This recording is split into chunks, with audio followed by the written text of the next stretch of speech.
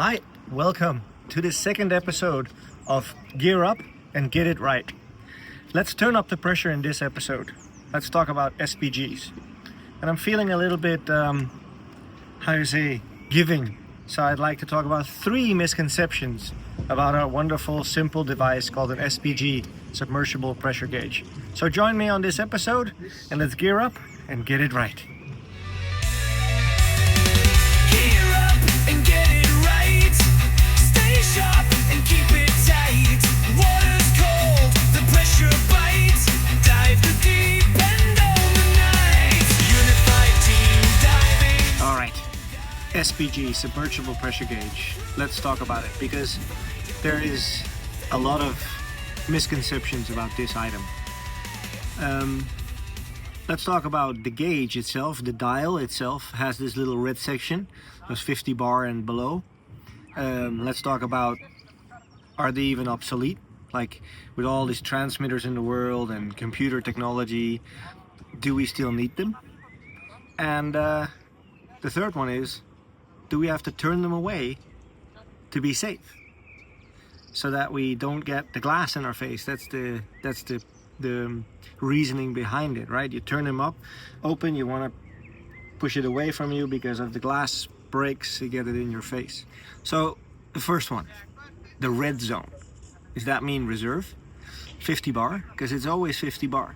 Regardless of the make or model you look at, 50 bar and below, it's always painted red. Is that reserve, like it is in your car? Is that the danger zone? What does it mean, 50 bar? Because you need to be back on the boat with 50 bar. Great. Whoever told you when then to leave the bottom so that you are at the boat with 50 bar? That's in no books. At least none that we at UTD wrote. So how does that work? If that's the goal, to be back on the boat with 50 bar, when do you leave the bottom? The answer is not in the books. And then again, 50 bar. What is 50 bar? Means nothing. A bar is a unit of pressure that equates to a volume. Now the volume is interesting for us, right? But 50 bar in a 40 cubic feet oxygen cylinder is way less gas than 50 bar in my twin 12, right? So there it doesn't really matter. If you dive with a single tank on your back, 50 bar is less gas than 50 bar in a twin set. But still the same rule applies in many dive boats. 50 bar is the minimum. So the reason for the red is not reserve, is not to be alerted that you're almost out of gas. No, it is a measure of caution from the manufacturer to say below 50 bar, this device is less accurate. Because the way they're designed internally, there's a couple of different designs. One is with a spring that's loaded by the pressure, and one is with a little tube with 2 different cogs inside, and the tube gets pressurized and the cogs move the dial. Now, both of these are prone to wear, but you can see that in the gauge. What the manufacturer is trying to tell you with the red portion of that gauge is to say below 50 bar, this is less accurate, so be aware that you cannot count on it as much as you can above the 50 bar mark. Because some of them aren't linear and some of them are a little bit prone to misreadings underneath 50 bar. So there you go, the first myth. It's not about safety, it's not about the actual pressure you can use, it's not about the volume of the gas, it's just a caution from the manufacturer to say below this measurement is less accurate. That's it. And then it makes sense because 50 bar is a unit of pressure, of 50 bar. So there you can use it on all volumes because the pressure is still less accurate below 50 bar. Very nice. So that's the first one, dusted. The second one, do we still need SPGs in this day and age with transmitters and all this stuff? And I say yes. And I've made my opinion on transmitters vocal many times. and yet still, there's people that ask me the question on why. Well, I think an SPG can show me more information than a transmitter can. A transmitter relates it more accurately and relates it in real time, but it lacks the finesse to see what is happening inside the actual pressure gauge. Because the insides of a transmitter work relatively similar than the insides of an SPG. It is a mechanical device that translated to a pressure sensor inside, and that relates it via a signal to your computer to relate its pressure. But initially it is a mechanical device inside that relays the pressure to the sensor. On an SPG, as I'll show you in the video here, if SPGs get old, worn, or there's debris that ends up in that hose and clogs the hole a little bit, you can see that when you open up the SPG or the pressure and you see the needle go up, it should track smoothly all the way to the filling pressure. If you can see somehow it stops or like slows down towards the end, that's a sign that stuff is about to go bad inside the SPG. It's worn out or whatever. And the same thing goes if you take the pressure away from your regulators, you'll see the needle drop and eventually it stops dropping, but you can tell there's no more gas. I think I'll have a little clip of that as well. Coming up, if we close it here, so a good check to do.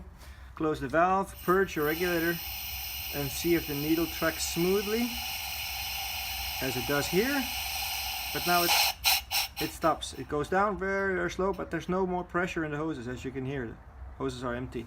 It'll fall down, but this means... So when you take these things into account, when you take the pressure off a cylinder by purging the regulator, the transmitter would maybe show an intermediate pressure depending on the frequency of its transmitting the pressure, but it's not as giving as a needle that moves through a mechanical way. So there you lose a little bit of when is the SPG on its way out, because the same thing can happen to your transmitter.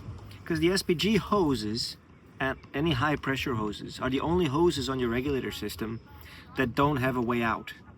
Like your regulator hose has a way out. If there's water coming in the first stage, it can go out of the hoses. Inflator hose is the same way. But the SPG stops at the SPG. There's no way for water to go out that way. So any water ingress in your first stage of your regulator can risk being clogged up in the bottom of your SPG. That's why they wear out after a while. So there's actually 4 misconceptions thinking about it, because now we can say, wait a minute, if that SPG shows us a little bit more information about the wear and tear on these things, shouldn't we then have 2? So it's a backup device, so that one shows one and the other shows another, then you have a clearer picture. Well, think about it. If you have 2 connected to the same system that show 2 different values, which one is then the correct one? Because they can go either way. So there you go. There's one conundrum. Do you then need 3? So you can, like in a rebreather with oxygen sensors, so you can take 2 out of the 3, and if they're closest together, then those must be correct ones. I mean, where does this stop, right? In our opinion, that single SPG, simple device, is already a backup. And it's a backup to what you know about your gas consumption. So what you want to use your SPG for is to double check if your thought process and your thinking underwater as a thinking diver has led you to a conclusion about your gas consumption and therefore your usage. And then you confirm that by looking at your SPG. So it's very important to take that into account and not just dive reactively by saying, okay, I'm planning to use 100 bar, and then I turn around. So my starting pressure is 200 bar. I just swim that way until I hit 100 bar and then swim back. And you keep looking, oh, I've now used, I'm at 130, great, I can keep going. I'm now at 120, great, I can keep going. If you do that in that reactive way, you'll never catch the SPG being off or being broken. However, if you think about what depth you're swimming and take that into account what cylinder size you have, you can do your own math very simply and get into a habit of creating a deduction in your own mind that can tell you what your pressure drop should be according to a certain distance or time you swam underwater. All you have to do is create a little table that matches your cylinder sizes. Now, many of us here in Europe dive with twin 12s. That's equivalent to LP 100s in the States. But do the math. Get a volume deducted to a volume per minute and relate that to a pressure per minute. If you use PSI, work it out to be PSI per minute. And if you're working in bar, to bar per minute. Because now all of a sudden you can make the math relatively easy. For us twin 12 users, it's ambient pressure, little hack, ambient pressure minus 20%. Because if we're using 20 liters per minute at the surface as our normal consumption, that's what we calculate with, yeah? That means, in theory, if I have a 10-liter tank on my back at the surface and I'm using 20 liters, then that's 2 bars per minute at the surface. Now all I have to do is relate that to the depth and the ambient pressure I'm diving at, and I've got myself my bars per minute at that depth. So at 10 meters, we have 2 atmospheres. 2 times 2 is 4 bars per minute.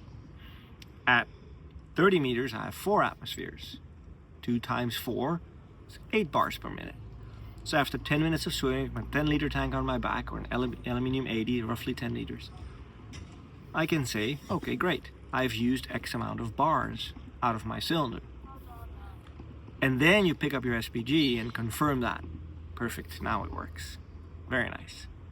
If you do the math yourself, you're more proactive, because now I can tell beforehand what my gas consumption will be. So how does that work for us recreational divers? Well, now I can get an idea if I can reach a certain point on the dive that the dive guide planned spoke to me about. Diving in the Red Sea, the reef is 40 meters, around 20 meters of depth. At 40 meters we can turn the corner. Great. Then 40 meters takes about 4 minutes to swim. Perfect. Then I know what gas I've used, if you do the math.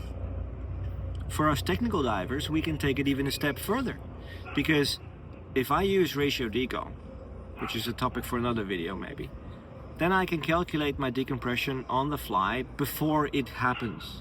Meaning if I decide right now to stay longer underwater, I know before I take that action what it means for my decompression. There's no computer in the world that can do that. But on top of that, it also lets me know what that means for my decompression time at certain depths. So that means now I know if I have X amount of total deco time more because I want to swim further, I can now relate that to how much more time that is specifically on my oxygen cylinder that's sitting and waiting for me at 6 meters. And if I know my gas calculations to bars per minute for that cylinder, I can actually make a calculated and proper choice underwater. Yes, I can swim for 5 more minutes in that direction, in the cave, in the mine, or whatever, on a wreck. Because coming back to my deco, I know I can squeeze 10 minutes more out of that deco cylinder, according to my normal plan. This is all information that the pressure gauge that's digital is enabled to give you. And it's also information that an SPG is enabled to give you, but you're able to give you the information. So do we need to? No.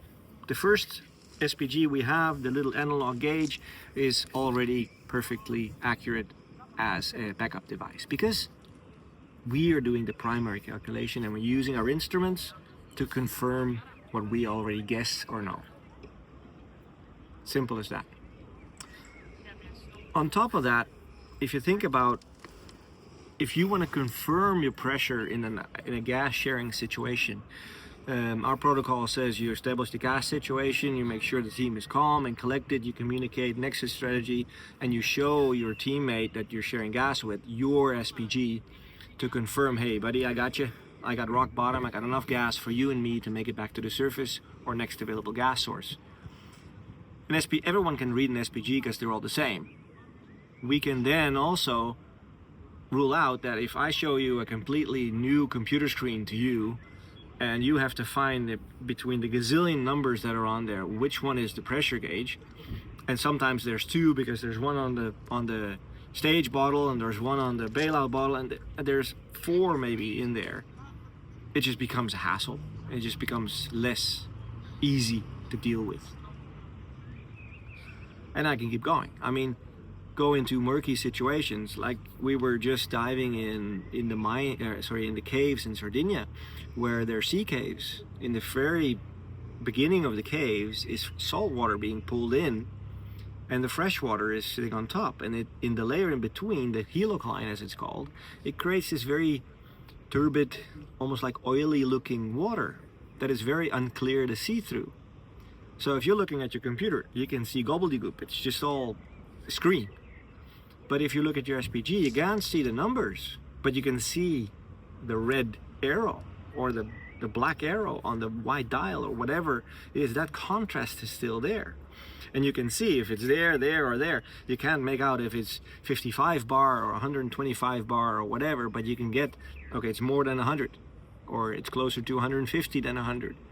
So again, being less accurate is sometimes a good thing. So that was number 2. I think we've beaten that one to death.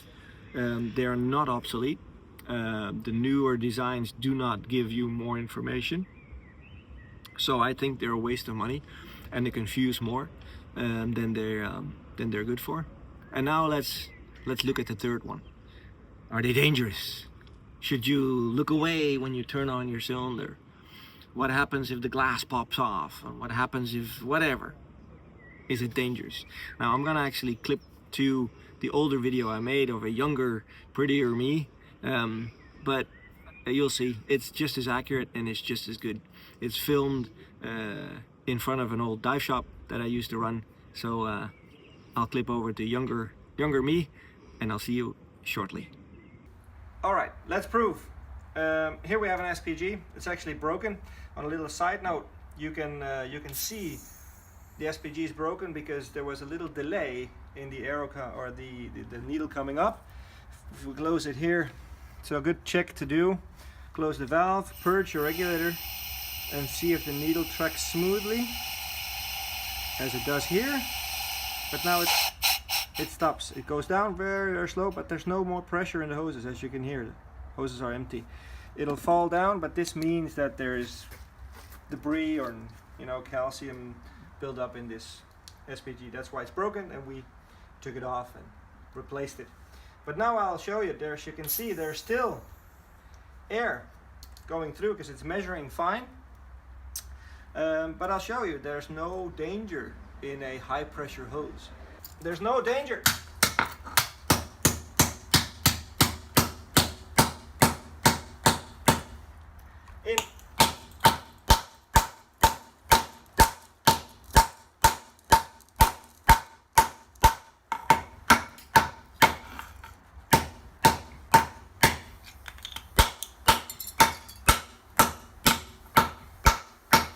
There's absolutely no danger here.